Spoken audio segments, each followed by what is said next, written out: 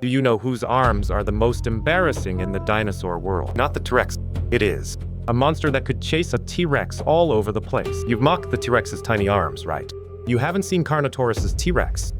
Even it would feel inferior. But this thing with arms so short they're almost useless. Scientists estimate it could run up to 56 km/h. Twice as fast as a T-Rex. Even crazier, it had a pair of horns on its head, a long-horned arm. A degenerate dinosaur that could outrun Usain Bolt. How did it survive the Cretaceous? First, the name, Carnotaurus. Latin name Carnotaurus. Literally means meat-eating bull. That name alone sounds fierce.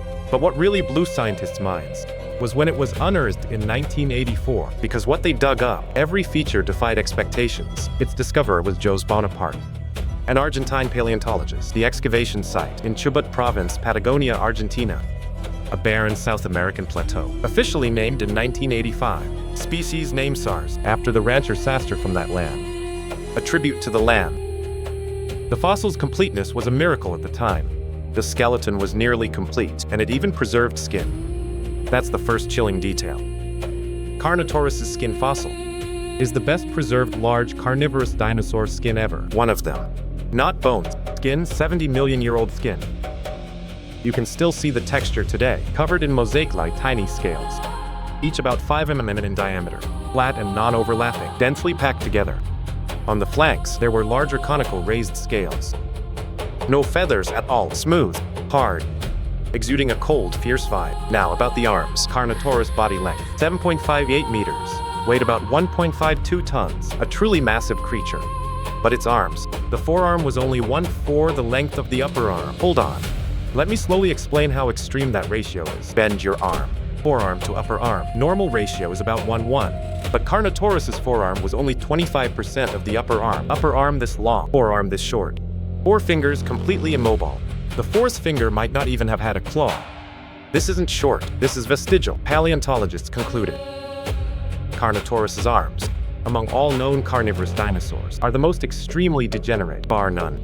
Even the T-Rex has to step aside. And scientists, these arms were in a transitional stage of evolutionary loss. Give it a few million more years, they might have disappeared entirely. Play modern kiwis.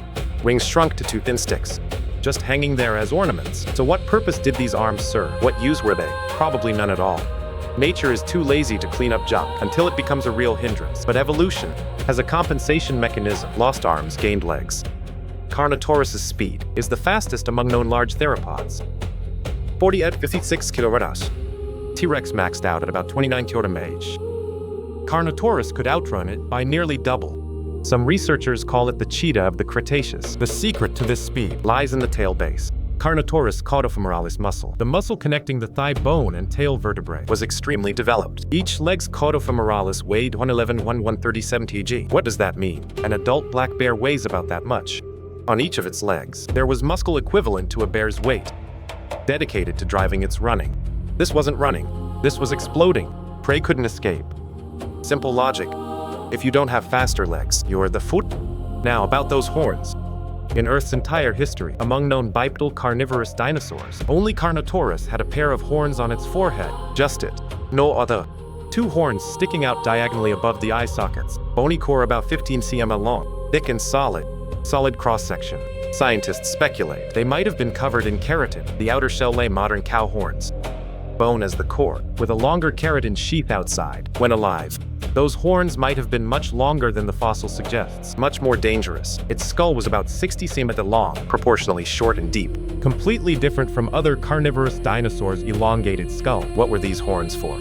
Scientists have debated for years. One camp says for fighting, between rivals for territory and mating rights. 2 Carnotaurus in a head-on clash, horn-to-horn locking. Evidence. Its neck muscles were exceptionally thick, skull roof bones tightly fused. Extremely impact-resistant. The head was built for ramming. Another camp says the horns were too short and angled, more like display ornaments for courtship. The 2 camps still haven't reached a conclusion, but no matter which side wins, one thing is already certain. Those horns are a one-of-a-kind in Earth's history. Absolutely unique. Speaking of courtship, there's a record worth mentioning. There's a documentary called Prehistoric Planet, based entirely on scientific research. It recreated the Carnotaurus courtship behavior. You can watch the footage yourself. But let me tell you in words first, how absurd that scene is, and how stunning. The male Carnotaurus in a forest clearing, built a nest-lay structure, then stood there waiting for a female to come. The female approached. Then this nearly 8-meter long, with bull-eye horns on its head, known as the Cretaceous cheetah, the top predator, began its performance. It repeatedly leaned its body back, alternating stomps with its hind legs, pounding out a rhythm, frantically waving those nearly useless little arms. With all its might, like performing some ritual. Its belly skin started changing color, turning electric blue, glowing coldly in the dark jungle, displaying it to the female. This is based on fossil structures and analogies with modern animal behavior, a result deduced by scientists, not made up out of thin air. Many reptiles and birds today have similar courtship behaviors as their close relative. This logic makes perfect sense. Those useless arms, their only purpose might be to wave during courtship. You mock its short arms, but it's waving to chase a female. Another secret lies in its brain. In 2019, scientists used CT scan to analyze the Carnotaurus skull cavity. They found the olfactory bulb was highly developed, with relatively small vision. What does this mean? Smell was its main battlefield. The nose was its most important weapon. It tracked prey by scent, not by staring while running. This is completely opposite to modern birds. Birds rely on their eyes to survive, while Carnotaurus relied on its nose. You hide in the grass. It can smell you. You run the other way. It still knows where you are. But there's something weirder. Its eyes were slightly forward-facing, giving it some degree of binocular vision. This feature is very rare among dinosaurs. Most dinosaurs have eyes on the sides of their heads, with poor depth perception. Carnotaurus' eyes were slightly forward, meaning it could judge prey distance precisely. First find prey with its nose, then lock on with its eyes. Finally chase at 56 km/h with its legs, with clear roll division and a smooth process. Its bite force was about 33340 newtons, stronger than a lion. Once it grabs you, you're caught. No further discussion. 71 million years ago, this was the Carnotaurus era.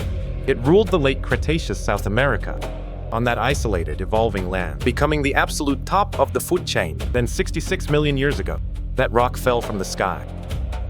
All non-avian dinosaurs across the Americas vanished. Carnotaurus didn't escape. No matter how fast it ran, it couldn't outrun the shockwaves, nor could it outrun the long darkness and winter after the sky was blocked. Its remains now sit quietly in Argentina, at the Natural History Museum in Buenos Aires. The skeleton is still there. The skin impressions are still there. Those legs are still there. Those ridiculously short arms are still there. You stand before it. Hard to imagine what it looked like alive. Nearly 8 meters long, speed of 56 km/h, a pair of horns on its head, a nose that could sniff you out, legs that could catch anything trying to flee.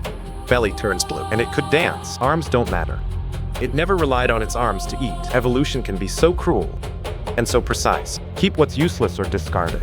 Amplify what's useful to the extreme. The Carnotaurus legs are nature's answer to running perfected. The final result, those horns, that electric blue belly, those frantically waving useless arms, are signals left for its kind. I am here. I am the best one. 70 million years later, we dig it up, study it with high-definition documentaries, recreating its blue glow during courtship. It knows none of this, but it lived. It lived fully, before that world vanished completely.